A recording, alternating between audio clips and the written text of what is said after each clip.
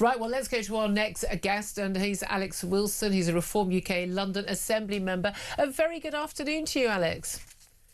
Good afternoon, Julia. Commiserations, I suppose I should say. Your candidate, Matt Goodwin, in the Gorton and Gorton and Denton. I've said Barton so many times over the last few weeks. Denton by-election didn't get the victory that many seem to have predicted he would get. Why do you think that is?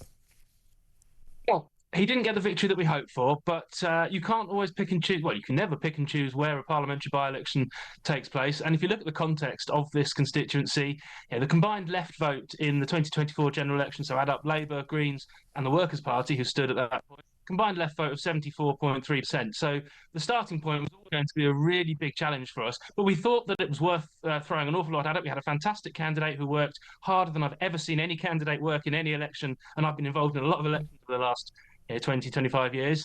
And it had the most professional campaign that we've ever run, huge numbers of volunteers. That mobilisation that we did, we've learned a lot from that and how we campaign that will take forward into future contests. But we did very, very well. We doubled our vote share. You got 29%. You've matched your poll ratings. Like people say. I mean, you're putting a bright slant on it. I have to say, I do think that Matt Goodwin is a very good candidate, but perhaps not for this particular seat. Local connections to Manchester. He seemed like as good a candidate from the guard as anyone, and his work rate is just absolutely superb. So no, I'm very, very proud. Well, let me play you a quick clip. Having gone up to help sharing it. Okay, let me play you a quick clip of the victory speech from Hannah Spencer, the Green candidate, working class plumber, who interestingly, of course, apparently is in favour of the policies which the Green Party put forward about things like, not abolishing private landlords and rent controls, but is herself a private landlord with a second home. But there we are. Why would we ever expect anything other than hypocrisy in politics? But here's what she had to say in her victory speech this morning. Working hard, what does that get you? Because talk to anyone here and they will tell you. The people who work hard but can't put food on the table, can't get their kids' school uniforms, can't put their heating on, can't live off the pension they worked hard to save for, can't even begin to dream about ever having a holiday, ever. Because life has changed. Instead of working for a nice life, we're working to line the pockets of billionaires. I'm just wondering whether, Alex Wilson, that is a victory speech that could actually have been given by a Reform victor. A lot of that, working hard, what does that get you? Talk to anyone here, they'll tell you, people who work hard can't put food on the table. Isn't that exactly the Reform message? What's the difference between you and the Greens? Until the last clause of her sentence, then yes, you may well be right. We do have a cost of living crisis. You like billionaires. You're happy to line the pockets of billionaires. People are working hard to line the pockets of Rachel Reeves and her massive tax grab. The national insurance hikes, business taxes going up, putting employment at risk. We had unemployment rising in every month since her first disastrous budget because she's taxing the private sector into extinction. So yes, it's very, very difficult for people to work hard, put food on the table, have a holiday. But that's because of the government overbearing on them. It's not because we're lining pockets of billionaires. We've had the biggest exodus of high net worth individuals leaving the country thanks to Rachel Reeves, and that means the burden falls on everybody else. What do you make of the claims, and again, from a very reputable organisation, Democracy Volunteers, that they say there was the highest levels of family voting at any election in our 10-year history of observing elections in the UK, and this is where members of the family, it is nearly always, it's a husband or a father who's overseeing effectively the vote of the wife or other family members in the booth, behind the curtain, completely and utterly illegal in this country. The Democracy Volunteers said they saw this in the majority of the polling stations they attended. It's been denied by the authorities, but I mean, there's no reason why this organisation would make that up. Now, your party leader, Nigel Farage, has said that this was a victory for sectarian voting and cheating. Do you believe there was cheating? This is really, really disturbing. The fundamentals of our democratic system are based on free choice, secret ballot, and not having your vote unduly influenced by somebody else, whether that's a family member or another party campaign or whatever. You go into that polling booth in the privacy of you and you alone, and you cast your vote. That's how it's supposed to work. And the fact that these observers who are, this hasn't come from us as party campaigners seeing it going on. It's come from independent observers authorised by the Electoral Commission to watch over these polling stations, and they reported it as soon as polls had closed. It was on the news. I was hearing about it then. I was absolutely staggered and shocked to hear that. So it's very, very worrying.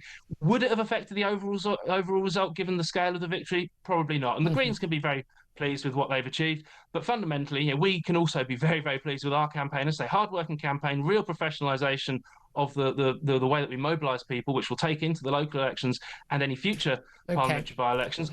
Doubled our vote share in line with national polling. Yep. But the other thing that's really important to note is our growth as a party since the general election and in particular since the local elections last year has been national. In council by-elections, week after week, we've gained 63 seats. The Greens have gained just 3. So they've managed to get a great result for them in a particular constituency under particular circumstances. We're moving forwards in every region of the country and Scotland and Wales.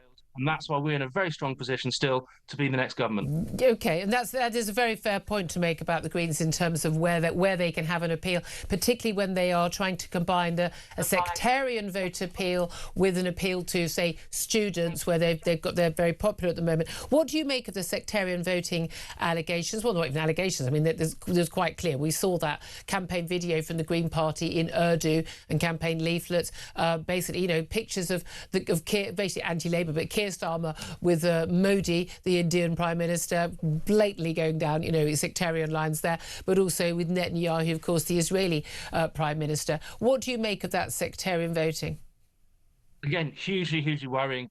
People should be voting based on ideas, policies, and values, not on their religious affiliation. And that's again something that. Well, don't people get to choose how they vote? I mean, they could vote because they like the colour of someone's jacket if they choose, can't they? It's their business. Well, they do. If they're making that as a genuine free choice on their own and not being unduly influenced, and that's the worry. But you're right. The campaign material in other languages featuring Netanyahu, Modi, but that's something that Labour themselves did in the Batley and Spen by-election. Had I think Boris next to Modi. So Labour are crying crocodile tears, perhaps. Don't necessarily take everything we say with great seriousness. And I mean the real story of this election and where this has a national implication is the collapse of the Labour vote. The Labour vote was halved. It was their 6th safest constituency in the country. Perhaps if Andy Burnham... No, it wasn't their 6th, but it was one of their safest seats, really safe seat. They collapsed, and this, going into those next elections in May, Labour should be extremely worried because whether it's this constituency or many councils up and down the country, people will be looking for the way to get Labour out. And that's just less than 2. But honestly, you say people might be looking for the way to get Labour out, but they may choose, as it would appear the voters of Gorton and Denton did, which was that we want to get Labour out, but we don't want reform. And we saw the Greens taking the lion's share of the vote. Now it is interesting that almost 70% of the vote in Gorton and Denton, just under 7 out of 10 votes, went to the Greens and Reform, leaving Labour and the Tories, mostly Labour, with just 27% of the vote. That suggests that we have seen something seismic. But trying to get those votes, it's Labour seats you need to get. There aren't that many Tory seats left to get the Reform. You kind of going for those Tory voters on the right, but you're also trying to get those Labour voters, disillusioned red wall voters, you'd say people exactly like people living in Manchester who had a sitting Labour MP until this morning, that actually, again, very difficult to appeal to both of those sets of voters at the same time. A lot of the vote that we got yesterday will have come from people who voted Labour in 2024 and previously. The Conservative vote in the last general election was not particularly significant. So, and in the council by-elections that I've mentioned, the gains that we've made up and down the country, about half of those seats have come from Labour.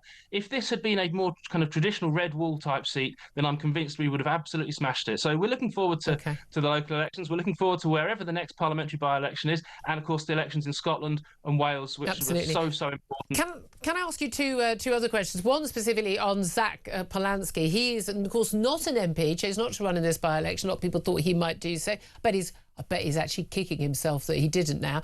He's a London Assembly member, as indeed are you. What do you make of Zach Polanski? What, in terms of, he's only very recently become the Green Party leader, only recently, appearing on, the BBC Laura Kunzberg show and other shows being interviewed. Had a very, very easy ride, I would suggest, until this point. now the party is looking like a big insurgent party on the left, perhaps finally getting a little bit of interrogation of his policies and his views. But you must have seen a lot of him over recent years in the London Assembly. What do you make of him? Well, you're right. He will get now the level of scrutiny that the Reform have been getting over the last 18 months. But no, he's an interesting character. He used to be a Lib Dem during the coalition years, so he's had quite an interesting political transition himself. I don't know how much he genuinely believes what he talks about, or whether he's just using it as a platform to boost his own profile. But the Greens can be very pleased with themselves for what they did yesterday, but I don't think that translates on a national level in the same way that our increase in vote share does. Because we're winning up and down the country week on week in those council by-elections and feeding into those crucial elections in May. OK, just finally, I must ask you about the defacing of the statue of Winston Churchill again in Parliament Square in Westminster, defaced with pro-Palestine graffiti. Never again is now, globalise the Intifada, free Palestine, and outrageously Zionist war criminal. He's our greatest wartime Prime Minister. I would say our greatest Prime Minister ever. He's the reason we've got the freedom to have protests and all these funny things called elections. What did you make of the fact that, A, this was able to happen with so many police and CCTV cameras and the like? We understand arrest has now been made. But B, that we've had all these allegations that Reform are stirring up hatred, talking about sectarianism, and everyone's saying this is hateful rhetoric, and yet we have exactly that played out on the statue of our greatest ever Prime Minister. You're absolutely right. Churchill, our greatest Prime Minister, he saved this country, he saved democracy under his leadership, and without that, none of us would be able to participate in the process as we do today. So to see this statue vandalised yet again, absolutely disgusting. An arrest has been made, but why wasn't there an intervention while it was going on? I mean, you see the pictures there; it looks absolutely heartbreaking. Yeah. That didn't take 5 seconds to do either. They would have been there quite some time doing that. There's a lot of damage on there, a lot of paint, and that should have been nipped in the bud. And but it's symptomatic of we do have this rise in sectarianism and division, and people can accuse Reform of everything under the sun, but it's not us that goes around vandalising things. It's not us that goes around spreading this real hate and division, anti-Semitism at all-time high. It's absolutely disgusting. I'll be using my position at the appropriate time to ask the Mayor and the Met what they can do to make sure this doesn't happen again. OK, thank you very much. Great to talk to you. That's Alex Wilson, Reform UK London Assembly member. Henry